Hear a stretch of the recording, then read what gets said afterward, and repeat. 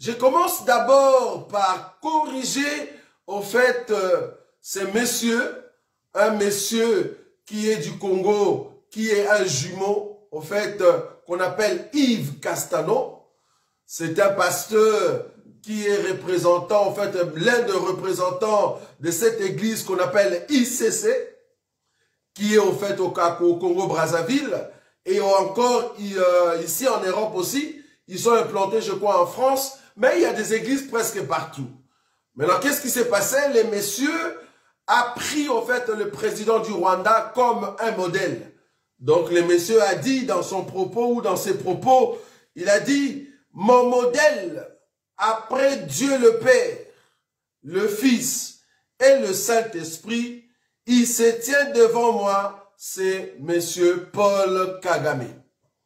Donc, le modèle de ce pasteur, je n'ai pas dit de ses frères, même si c'était frère, ça allait être la même chose, de cet homme qu'on appelle pasteur Yves Castano de l'église ICC, a pris comme modèle, après Dieu, il dit c'est Kagame. Je ne sais pas si vous voyez l'ampleur de ces discours. Je ne sais pas si vous voyez comment est-ce qu'on peut choquer la famille chrétienne jusqu'à ce niveau-là. Je ne parle pas des Congolais parce que je ne m'aurais pas entré sur une piste politique. Ici, moi, je suis sur la piste où comment tu peux prendre un païen comme étant modèle. Je ne sais pas si vous voyez là où je suis. Comment tu peux prendre, dans le leadership, je viens de dire, comment tu peux prendre le modèle d'un païen, d'un président. En tout cas, je ne sais pas si le président a des alliances avec d'autres esprits, mais le leadership en question, or nous connaissons, nous savons, nous étant enfants de Dieu, que le monde est sous la puissance du malin. Tous les présidents de la terre, si tu es chrétien, vouloir ou pas, tu vas abandonner le poste. Pourquoi? Parce que le monde est sous la puissance du malin. Donc c'est le malin qui dirige. Mais non, cet homme-là, ces gens-là, qui ont leur pouvoir du sang, qui ont leur pouvoir assis sur la souffrance du peuple, juste pour que leur mandat puisse aller de mieux en mieux, il faut qu'ils tuent les gens, il faut qu'ils maltraitent le peuple, il faut qu'ils maltraitent le Rwandais, il faut qu'ils maltraitent les Congolais, il faut qu'ils maltraitent les Africains. Donc ils doivent maltraiter au fait l'homme pour que leur pouvoir reste intact. Maintenant, toi, un pasteur qui se dit homme spirituel, c'est-à-dire tu as la supériorité spirituellement parlant. Comment tu peux prendre comme modèle un païen tout fait? Comment? Tu ne peux pas. Donc du coup, d'abord, déjà le fait de dire après le Dieu le Père, le Fils et tu es un trinitaire en fait. Tu es un trinitaire. Pourquoi tu vas dire Dieu le Père, le Fils et le Saint-Esprit? C'est parce que tu es un trinitaire. Donc vous avez en tête d'une église un trinitaire comme ça. Celui qui croit au fait, il y a trois personnes, il y a trois dieux. Vouloir ou pas, c'est-à-dire quand nous allons monter au ciel, on va voir les pères, les fils et le Saint-Esprit. Si le fils n'est pas là, tu demandes au père, où est le fils? Il dit, ah non, le fils est parti faire un tour. Où est le Saint-Esprit? Non, le Saint-Esprit arrive. Donc trois personnes en Dieu, de trinitaire comme ça. Après le Père, Dieu le Père, le Fils et le Saint-Esprit, tu vois. Donc c'est des trinitaires qui croient en trois personnes en Dieu. Hein? Comme les autres là qui sont au Congo, qui croient la même chose. Même nous aussi on croyait en ça parce qu'on vient des assemblées de Dieu. Vous voyez? Donc les protestants et tous ces gens-là, ils croient qu'il y a trois personnes en Dieu. Un monsieur comme ça qui dirige une grande église, il croit en trois personnes en Dieu. C'est-à-dire quand je demande à Dieu que Dieu ne donne pas, je vais quand même demander à Dieu, mais je passe par le Fils. Donc je dis, Fils, s'il te plaît, dis au Père de me donner. Donc tu crois vraiment qu'il y a trois personnes. Donc quand on monte au ciel, voilà, le Fils n'est pas là, le Fils est parti se laver, et attendez, ici il arrive, quoi. Donc c'est comme si au ciel là-bas, il y aura trois trônes. C'est grave, un trinitaire comme ça. Voilà maintenant les trinitaires en question. Il va élever, donner des éloges à un païen parce que juste c'est un président. Si c'est ton ami, gloire à Dieu, parce que tu as des amis présidents, c'est bien. Ça, c'est ton affaire. Mais tu ne peux pas dire que les modèles de leadership, étant un enfant de Dieu, tu l'as acquis au fait auprès d'un païen. Ça, c'est grave. Tu as insulté tous les pasteurs par ton comportement. Tu as insulté tout le peuple qui vient dans ton église. C'est-à-dire, tout ce que tu fais comme leadership, ton modèle, c'est un président païen. Mais vous tous qui êtes dans cette église-là, pourquoi vous restez là-bas? Il faut sortir. Tout ce qu'il fait comme direction, il vous dirige avec les modèles qu'on appelle Kagame. Si ces modèles-là, lui, il va le valoriser, mais c'est grave. Parce qu'à l'église, notre modèle doit rester toujours Jésus. Un homme ne peut pas être notre modèle. Parce que même Paul a dit, soyez mes imitateurs comme je le suis de Christ. Donc en réalité, nous ne sommes pas imitateurs de Paul. Parce que nous sommes imitateurs de Christ. Tout ce que Christ est, c'est ce que Paul était. Donc si j'imite en fait Paul, en réalité c'est Jésus que j'ai imité. Maintenant toi, si les gens doivent t'imiter parce que tu es un modèle, si dans ICC, église ICC, ils doivent t'imiter, toi qui se dis pasteur, Yves Castano, si tu es pasteur dans cette église-là et qu'on doit t'imiter, donc en réalité, toi, tu n'es pas un modèle pour nous, en fait. Parce que toi, si on t'imite, c'est-à-dire on a imité Kagame. Mais si on pose la question à Kagame, on veut imiter ta façon de leadership, ça vient d'où? S'il te dit que ça vient du monde des ténèbres, hein? S'il te dit que ça vient du monde des ténèbres, c'est-à-dire les ancêtres le soutiennent, lui donnent la force. C'est comme ça qu'il dirige le pays avec ce leadership. Maintenant, toi, tu seras où, pasteur? Quelle honte! Des fois, quand vous voulez parler, quand vous êtes dans des réseaux sociaux, quand vous êtes dans le milieu public, il faut essayer de bien voir ce que vous voulez dire. Quelle insulte! Donc, toi, un pasteur, tu as copié un président qui est païen, et c'est avec ce leadership-là, tu viens diriger le peuple de Dieu. Mais qu'est-ce que vous faites dans ces églises-là, bien, peuple de Dieu? C'est grave, ça. C'est grave. Donc, la façon de direction que vous voyez là-bas dans ICC, l'inspiration, les paraclés, la force spirituelle, la force de la leadership ou du leadership, c'est Kagame. Un président, mais païen. Quand je dis païen ici, il faut comprendre là où je suis.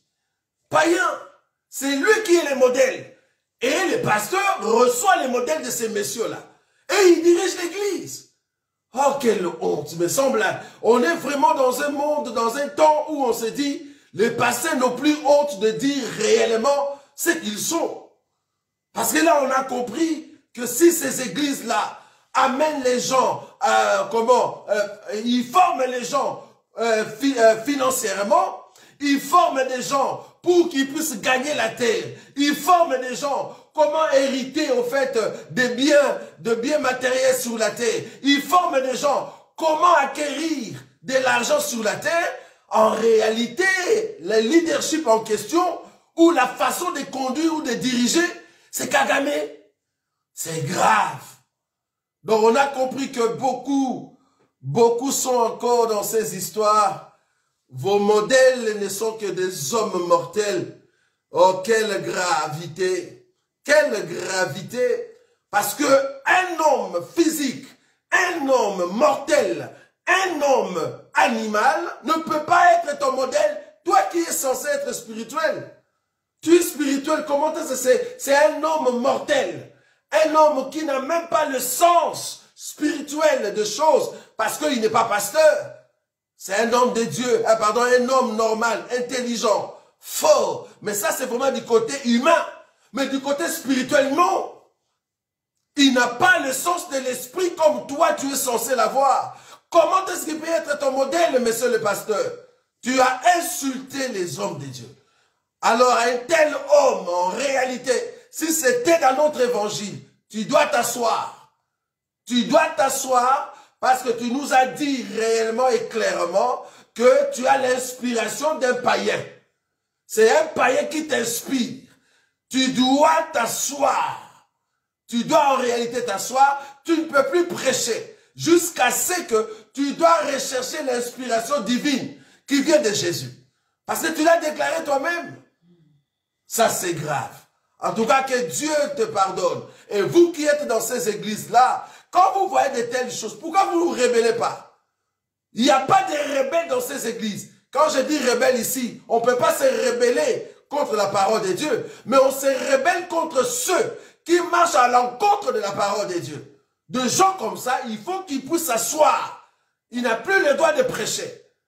C'est comme ça qu'il faut les éduquer. Parce que la Bible dit, un ancien, il faut lui crier dessus devant tout le monde. Il ne faut pas le crier en catimini. Et puis j'ai vu le monsieur a demandé pardon si je vous ai choqué. Non, il n'y a pas si je vous ai choqué. Non, tu as choqué, monsieur. Tu as choqué les gens. Et d'ailleurs, même les Congolais ne sont pas contents. Le fait de soulever cet élément-là. Et puis tu l'as prononcé quand? Avec des tensions qu'il y a au Congo. Donc politiquement, tu as choqué. Spirituellement, tu as aussi choqué, messieurs. Tu as choqué, c'est grave.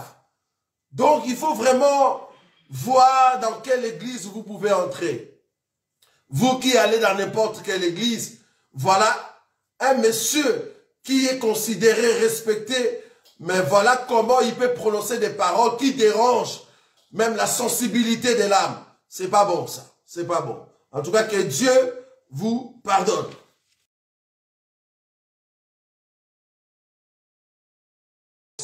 J'aimerais quand même donner le communiqué ici.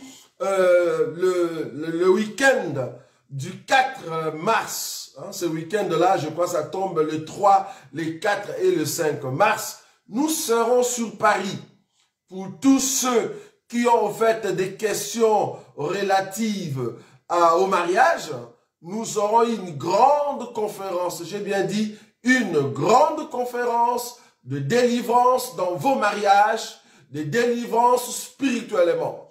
Parce que nous croyons que le Seigneur qui visite nos vies, le Seigneur qui visite nos cœurs, à chaque fois qu'il passe chez nous, à chaque fois qu'il passe dans notre vie, il vient pour changer quelque chose. C'est pour cela, ne ratez pas ces rendez-vous le 3, le 4 et le 5 mars. Si je n'oublie pas, attends, je vais vérifier quand même la date. Je sais que ça tombe exactement un vendredi, samedi et dimanche. Je vais quand même vérifier pour être sûr. Voilà. Donc, le 3, le 4 et le 5 mars, nous serons à Paris, c'est-à-dire Assemblée des élus de Paris. Donc, je suis invité là-bas pour aller partager la parole de Dieu pendant 3 jours. Vous qui êtes mariés, vous qui se préparez au mariage, vous qui, peut-être ton mariage n'a pas été un moment favorable, un moment de délice, et tu aimerais savoir comment est-ce que tu peux faire que ton mariage soit un mariage de gloire, un mariage de grâce, ben ne manquez pas ces rendez-vous, un rendez-vous unique. En tout cas, venez, parce que le Seigneur de gloire sera au fait présent, le Seigneur de gloire participera avec nous, et c'est là-bas qu'il va nous accorder des conseils pour bien comprendre c'est quoi le mariage. Nous allons commencer par le fiançailles, après nous allons entamer le mariage, après nous parlerons des divorces et le remariage. Est-ce que c'est possible ces choses-là? Il faut comprendre que nous, dans notre évangile, le mariage ou de fiançailles, c'est par rapport à Christ et l'Église. Donc, c'est l'exemple de notre Seigneur Jésus et l'Église qui sera au fait notre balustrade. C'est là-bas que nous allons nous asseoir pour vous montrer le mariage en Christ, c'est quoi. Ça va? Nous allons vraiment entrer dans des détails. Ne manquez pas ces grands rendez-vous. Un grand rendez-vous le 3, le 4 et le 5 mars à Paris, Villeneuve-Saint-Georges, 3 rue Danton, Villeneuve-Saint-Georges. Ne manquez pas. Que Dieu vous bénisse. Nazako matangai, nazako matangai, nga nazako matangai. naza